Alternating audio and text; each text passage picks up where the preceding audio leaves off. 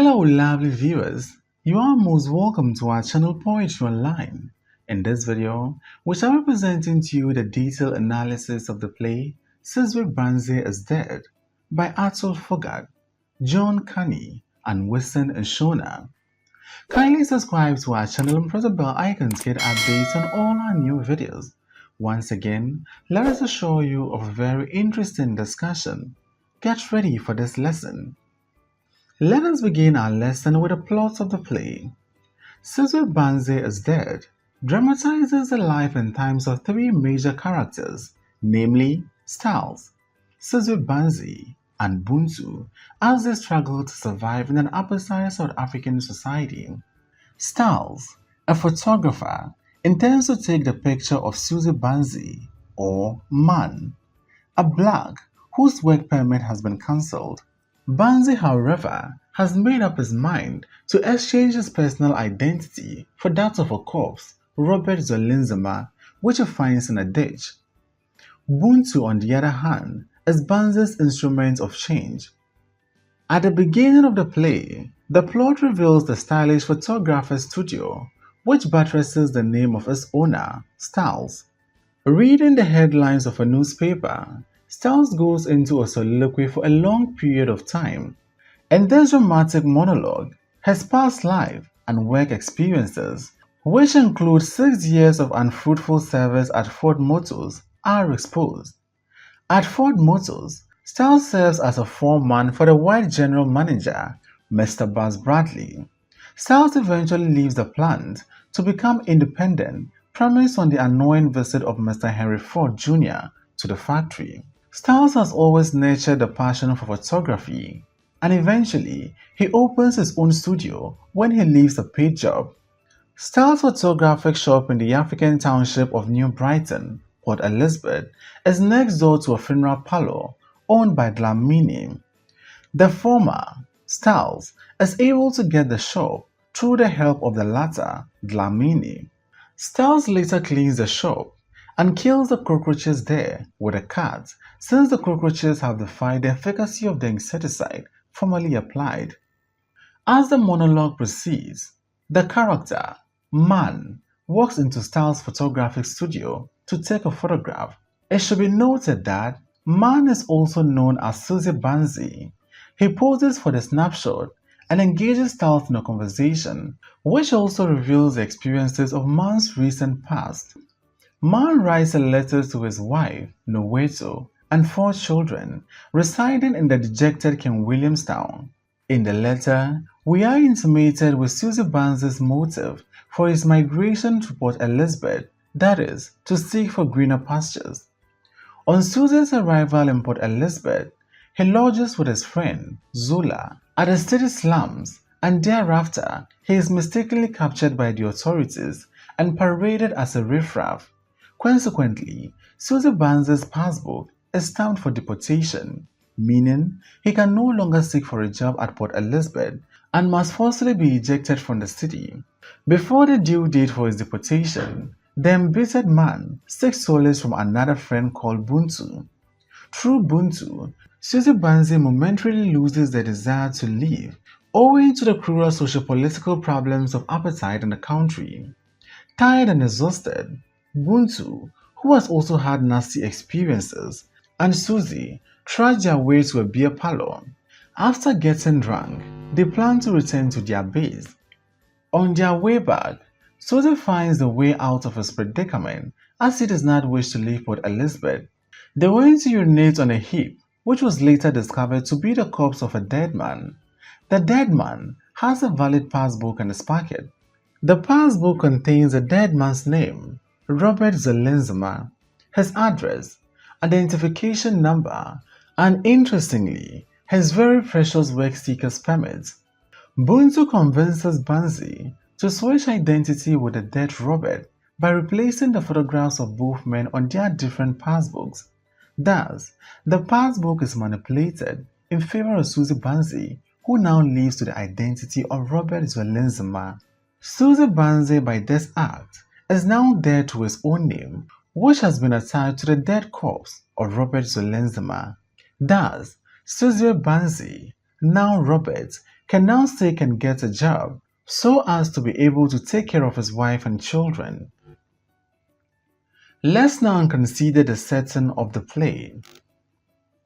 The setting of the play, Sizwe Bansi is Dead, is the apartheid South Africa, where there was racial discrimination. Here, the black people were regarded as being inferior to the white people and were subjected to all sorts of inhuman treatments. Specifically, the major places mentioned in the play are Port Elizabeth, an industrial city, New Brighton, an overcrowded settlement that harbors the blacks, and King Williamstown, where Sizwe Bansi's family stays. However, Styles Photographic Studio serves as the central stage where most of the actions unfold. This studio is near a funeral parlor owned by Dlamini. The closeness of Styles Photographic Studio to the funeral parlor is symbolic of the proximity of life to death. Styles Studio has a soothing effect on the black populace in the area. Therefore, they can forget their struggles and troubles temporarily and escape into a world of fantasy and dreams. Little wonder that Styles himself refers to the studio as a strong room of dreams. Setting and action are interwoven in this play. Sizwe Bansi is Dead. The apartheid policy in South Africa had effects on all the areas of the country in different ways. King Williamstown is referred to by Buntu as Siskian independence. Siskian being one of the black homelands created by the South African government under its policy of separate development. In other words, King Williamstown symbolizes black dominance, while Port Elizabeth symbolizes white dominance. King Williamstown and Port Elizabeth show the contrasting lifestyles and unequal rights between the black-dominated environment and that of the white people. At King Williamstown, jobs are scarce and there are no social amenities. Hence, Sizwe Bansi has to struggle for survival in Port Elizabeth. Let's now discuss the major episodes in the play and their significance. Styles reads newspaper headlines in his photo studio, page 1 to 5.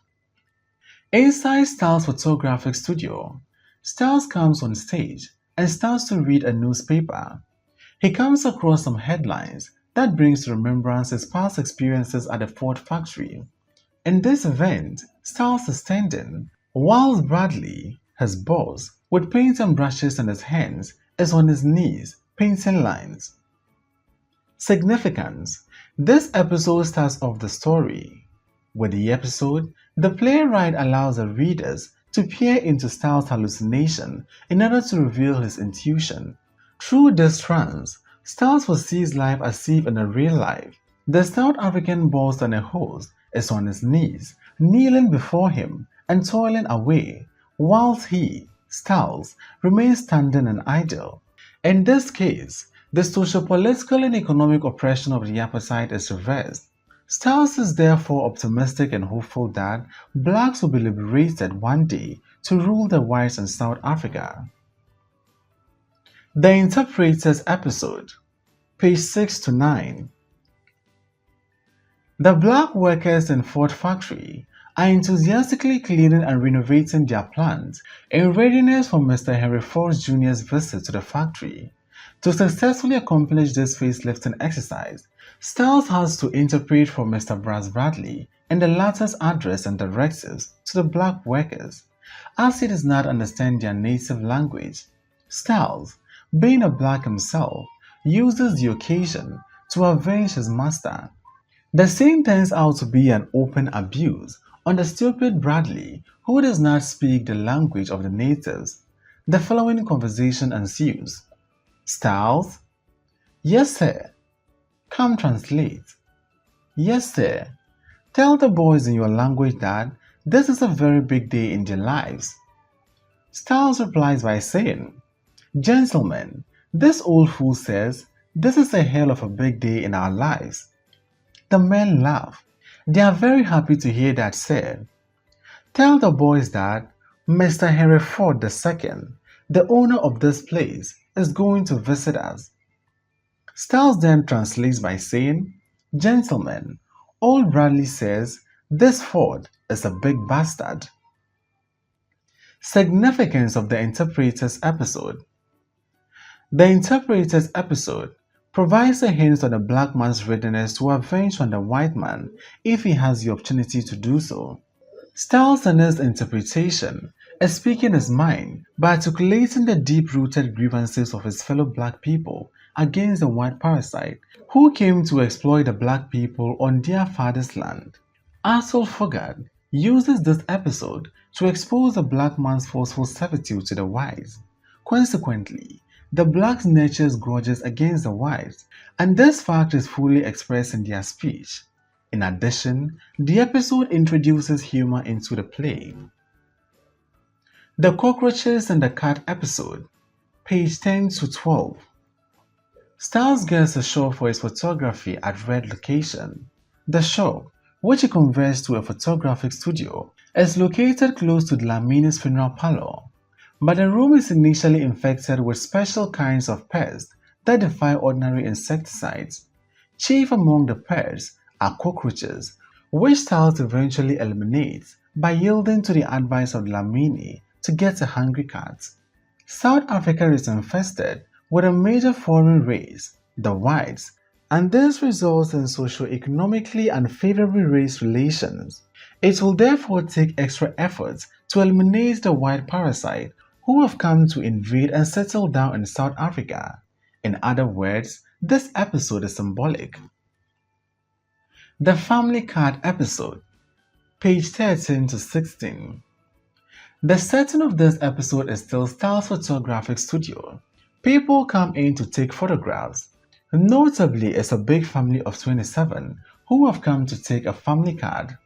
The grandfather is the oldest of the family members, and his grey hair was a sign of wisdom. His face, lined with experience, he was a living symbol of life. A week after the photograph is taken, the oldest son of the family tearfully comes to inform Styles that the old man has passed on. However, a second look at the family card brings smiles that he died as a fulfilled individual. Significance. If the old man had delayed with just 2 days before taking the picture with his family, his memory would have been lost forever. This episode is symbolic. It presents the readers with a theme of life and death. Death is nearer than we ever assume, but after death, the living keeps the memories of the dead alive, as in the old man's picture being cared by his eldest son. It also buttresses the theme of oppression and the worthlessness of human lives embarked upon by the apartheid regime. The episode also affirms the assertion that old age is synonymous with wisdom. Sizwe Bansi poses for a picture, page 17 to page 22. This episode captures the dream world of Sizwe Bansi in Styles' photographic studio. In the event, Sizwe Bansi, now called Robert Zwelinzima, is dressed in an oversized suit. He has a pipe in one hand and a lighted cigarette in the other. He crosses his legs and sits behind a desk with a world map behind him and smiles. Though an ordinary messenger, Styles has the following lines to capture Sizwe Bansi's picture. Robert Zwelinzima, chief messenger at Feltex, sitting in his office with a wall behind him and looks as if he has got all the worries of the world on his back. With the above posture, Suzy's picture is taken and sent to his wife Noweto in King Williamstown. Significance. This episode introduces the protagonist, Sizwe Bansi, in the cloak of Robert Zwelinzima. This portrays an irony of reality. Though Sizwe Bansi smiles in the picture, he is not actually happy, impersonating another man, just as the fear of security officers still plagues him. But the picture only presents a dream world, an imagination or expectation of an average black man. In real life situation, we do not dress, sit, walk, smoke, or maintain our pictorial postures always. All these are just a mirage or mere wishes reflected on paper card. This is another humorous episode in the play. The photograph swapping episode, page 23 to 38. This is one of the major episodes that give the text a good plot. It is in this event that the title of the play is formed. Sizwe Bansi's passport has been withdrawn from him and stamped by the law enforcement agents. This means he is socially dead. This implies that he cannot seek any job or stay any longer in Port Elizabeth. As he is bent on securing a job, he frantically searches while all his efforts prove abortive. On his way from a beer parlor with his friend Buntu, he discovers the corpse of Robert Zolenzima. After a brief moment of fear, Buntu suggests a trick to help him solve his socio-economic problem. The tragic irony of the situation is obvious. Robert is dead, but his passbook is living. Susie is living, but his passbook is dead. So, Buntu carefully tears out the photograph of each book and dabs glue on the back of each of them. Through this action, Sizwe Bansi is certified dead while Robert Zolenzima is brought back to life. Hence, Sizwe Bansi is dead. Significance. This episode brings out the plot as well as the title of the play as highlighted above. It stresses the theme of life and death and emphasizes the worthlessness of name in South Africa during the apartheid regime. In the apartheid South Africa, the black man is a nobody. He is a ghost of himself, a boy, not a mature man. Therefore, no black man hangs on a name because bearing a name presumes a sign of nobility. Buntu clarifies this to Sizwe Bansi by saying, "Stop fooling yourself. All I am saying is be a real ghost if that's what they want, what they have turned us into." Let's now consider the major themes of the play Sizwe Bansi is Dead. Sizwe Bansi is Dead is a protest against the apartheid political system adopted by the British and the Dutch in colonizing South Africa. Apartheid system differentiate races coexisting within the same nation in the unequal exercise of their political, social, and economic rights. The play is replete with major themes, which include social and racial discrimination, identity crisis, exploitation, and dehumanization, as well as minor themes like life and death, smiling and suffering, hypocrisy and deception, and temporary happiness and social security. Let's now discuss them one after the other, starting with social or racial discrimination. This theme is central to the play because the play is set against the backdrop of the draconian policy of apartheid in South Africa. In South Africa, the blacks constitute the absolute majority of about 80% of the country's population, while the white constitute an almost insignificant fragment of about 20% of the population. Ironically, the minority whites are extremely imposing, domineering, and oppressive, whereas the majority black lack the real economic and social political opportunities to decide the collective destiny in the country they claim to be theirs. Whereas the majority black lack the real economic and socio-political opportunities to decide their collective destiny in the country they claim to be theirs. The whites dominate and control the machinery of administration. On the other hand, the blacks live like tenants, or rather like bond servants. By the existing laws, the blacks are deprived of their basic fundamental human rights. There are different sets of laws and policies, one for whites and the other for the black people. Movements of blacks are restricted. Blacks are forbidden from residing in major urban centers such as Port Elizabeth. Only a few die-hard or privileged blacks who manage to secure work seekers permits and lodgers permits stay in the urban centers. Having a black skin in South Africa is a total curse during the apartheid system. Those with black skin are relegated to the squalor of the slums, where life is extremely difficult, poor, brutal, nasty, and short. Sizwe Bansi puts it thus: our skin is trouble. To have some freedom of movement, the blacks must carry with them a passbook which bears their native identification number and other relevant information about them. The passbook is their life. Characters like Styles, Buntu, and Sizwe Bansi really typify the miserably less privileged blacks in South Africa during the appetite system. Identity crisis. Arthur Fugard has been able to create an interlink between the fates and identity of most of his characters, especially the major characters like Buntu, Sizwe Bansi, and Styles. Each of them runs through the plot at various intervals, but they all come to share a similar fate, which is a crisis in their identity. Most importantly, Sizwe Bansi has to impersonate Robert Zwelinzama in a bid to become Mr. Somebody. It is worth noting that in protest literature of this kind, there is no real hero. None of the characters in the context is fit to be called a hero, and this is due to their successes, failures, and weaknesses. Styles makes the citizenry happy, but he would not have been able to fulfill this without the help of Dlamini. And also, Styles chooses an individualistic approach to solve his problem instead of choosing something that can help to liberate the whole of South Africa from the exploitation of their white rulers. Sizwe Bansi successfully changes his personality, but not without Buntu. The three symbolize the black population, which need one another to succeed and establish their goals. However, they face a problem of identity.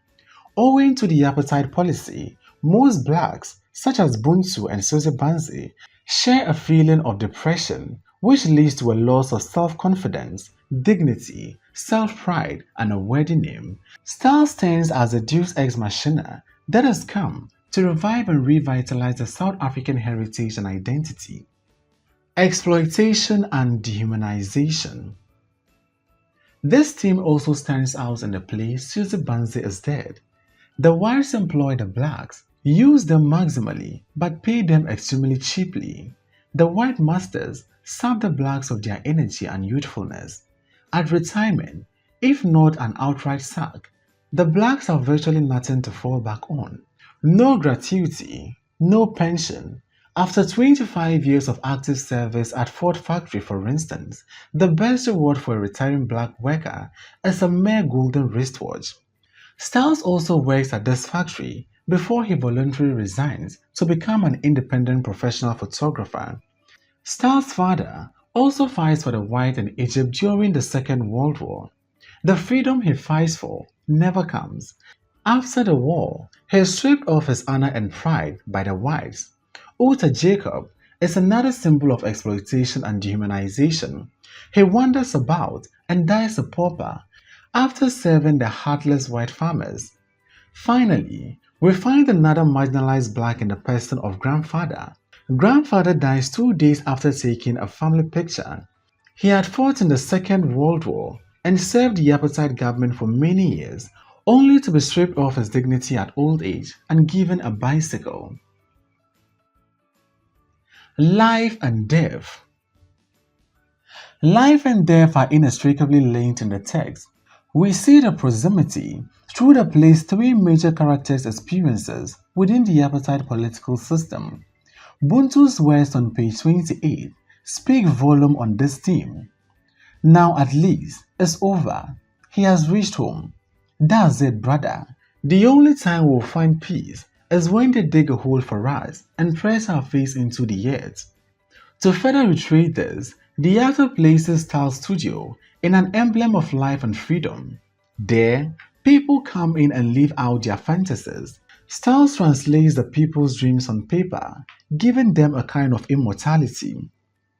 One of such incidents is the aforementioned family postcard, which enlivens the memory of Grandfather. The funeral parlor, on the other hand, is death in all ramifications. Dlamini represents death, and it is through him that Sizwe Bansi is able to kill cockroaches in the shop.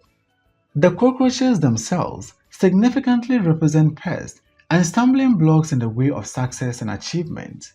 Style Studio would not have been erected had the cockroaches not been dealt with. Death apparently is inevitable, but the author has given the readers two choices: to either knock aggressively on the doors of life or slowly on the doors of death. Unless an extra effort is employed, discrimination would not be exterminated from humanity. Arthur Fugard's style of writing is quite subtle. He uses humor to counter the extreme sorrow that the characters are experiencing. Hypocrisy and deception. Due to the nature and manner of Henry Ford's visit to the plant, which is described as short and crude, we are confronted with a theme of hypocrisy and deception. The window dressing preparation by Barnes Bradley and Co., coupled with a smiling-faced tutorship of the workers, proved to be wasteful, deceptive, and hypocritical. The black workers, in order to secure their jobs, are mentally goaded into accepting their situations as happy and positive, especially in the presence of the factory owner. Though the workers are seriously dissatisfied with their status quo in this situation, the scene also showcases the fact that whites also deceive whites as well. Hence, deception and hypocrisy is not limited to the cycle of white versus blacks, but it also extends to the caucus of whites versus white. Let's now discuss the major characters in the play. Styles, a messenger turned photographer. Styles initially worked at the Ford Motor plant. After 6 years of what he considers active servitude, he reconsiders himself and resigns to set up a photographic studio. Thus, he becomes an independent professional photographer instead of a bloody circus monkey selling most of his time on this earth to another man. Role: Style is a persuasive photographer. He is very good at convincing even the most reluctant client to take more photographs. He is a source of knowledge and a recorder of the history of his people. He introduces us to the play, and through him, we know what happens in the play. Most of the time, he reads newspapers in the studio. He makes his black people happy in the studio. He uses his studio to help the blacks escape, although temporary, from the harsh realities of the apartheid system. Styles is a hard-working person. He first works for 6 years at Ford Motor Plant before leaving the place to set up his own photographic studio. He regards his 6 years at Ford Motor's plant a waste of time. The experience, however, exposes him to the evil of the apartheid system and pushes him to achieve self-fulfillment. He is frank and philosophical. He combines courage with foresight. Significance: Styles is the major narrator of the plot. The play starts in the studio, and it is out of his hallucination that the whole story is narrated and enacted. The black people come to Styles' studio to get transformed and be made happy. Through Styles, the play projects the blunt truth about life and death. We own nothing except ourselves. This world and its laws allow us nothing except ourselves. There is nothing we can leave behind when we die except the memory of ourselves. Styles is presented as a symbol of courage, self-determination, freedom, self-fulfillment, and personal dignity. His presence in the play suggests to us that no matter what the oppressor can do to suppress the oppressed people, there will always be some oppressed individuals with enough courage, foresight, and determination to play the roles of messiahs or saviors to their oppressed colleagues and make life more meaningful to them. The fact that Styles is always reading newspapers in the studio is also significant. This reading broadens the minds of Styles and affords him the opportunity to relate what is happening to his people to the wider world and comment on the same. This shows that education holds the key to open the doors of freedom, self-determination, and self-fulfillment. Let's now discuss the character of Sizwe Bansi, the protagonist. Sizwe Bansi, introduced as Man inside Styles' studio, is the protagonist of the play. He is one of the black characters that symbolize or depict the victims of oppression and cruel discrimination under the apartheid policy in South Africa. Role: He is a native of King Williamstown. He decides to leave the place for Port Elizabeth in search of a job. His wife, Noweto, and 4 children stay back at King Williamstown. He is not prepared to go back to King Williamstown in spite of the horrors he encounters in Port Elizabeth. He says King Williamstown is a dry place very small, and too many people. That is why I don't want to go back. Sizwe Bansi runs from one problem to another in his desperate search for a job and lodges permits in Port Elizabeth. He is simple and innocent, but the appetite system does not encourage his innocence. He is also an illiterate. He says to Buntu, "I can't read." When Buntu asks him, "Don't you read the newspaper?" he accepts Buntu's advice that he, Sizwe Bansi, should change his real identity to that of Robert Zolinzima in order to get a job in Port Elizabeth. However, Sizwe Bansi, with his new identity, is not unaware of the danger ahead and the temporariness of his respite as he asks, "For how long, Buntu? A black man stay out of trouble? Impossible. Buntu, our skin is trouble." This awareness shows Sizwe Bansi as a realistic character who is not overwhelmed by the euphoria of his new identity. Significance: the play uses Sizwe Bansi to reveal the evils of the apartheid regime. A man with a wife and 4 children has to abandon his family in search of a job. He is discriminated against and treated as a subhuman being. In the character of Sizwe Bansi, we see the complete aspiration of every man, the need to have a job, wealth, dignity, fame, and so on. Thus, through Sizwe Bansi's aspiration, the playwright gives the play a global perspective. Sizwe Bansi also shows his pride in his name. Hence, he does not want to change his identity or his name. He tells Buntu, "I cannot lose my name. I don't want to lose my name." This is how a typical African with a sense of pride in his identity will behave. Unfortunately, Sizwe Bansi does what he detests because of the desire to live under the apartheid regime. He changes his name and identity to that of Robert Zolinzima. This brings out the title of the play, Sizwe Bansi is Dead. Sizwe Bansi is dead in order to live as Robert Zolinzima so as to get a job and take care of his family. Buntu, another victim of oppression. Buntu is a black character who lives in New Brighton.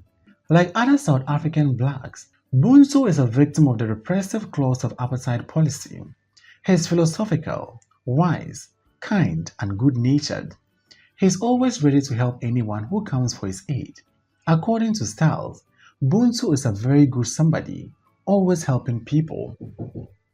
The role of Buntu. Buntu is philosophical, wise, kind, and good-natured. He is always ready to help anybody that comes his way. Styles says to him, "Very good somebody, always helping people." If that man was white, they would call him a liberal. He helps users to take on the identity of Robert Zolinzima. He has a wife and 1 child and a fairly decent job, although he experiences some difficulties before securing the job and a residence permit. He is not a reckless drinker like Sizwe Bansi, but like Styles, he is a persuasive speaker and a fluent storyteller. He narrates the story of Uta Jacob to illustrate his view of the emptiness of life and the justification of death as the perfect means of experiencing peace. The only time we find peace is when they dig a big hole for us and press our face into the earth, Buntu says. Significance. Buntu is educated and civilized, just like Styles. Buntu possesses the spirit of comradeship. He is sympathetic with Sizwe Bansi. The playwright uses him to create a moral equilibrium. Every possibility that, as a fellow black man, the least he can do is to encourage Sizwe Bansi. Without Buntu, Sizwe Bansi's hope would have been dashed in Port Elizabeth. As a strategic and creative planner, he resolves Sizwe Bansi's problem by changing Bansi's passbook with that of Robert Zolinzima so that Bansi can be dead to his real name and live with a new identity in order to get a job. Buntu's ingenuity there mocks the inhuman apartheid regime. This shows us that the apartheid regime can only breed sophisticated crimes. The end. Thanks for watching this video. Please don't forget to like, comment, subscribe, and share this video.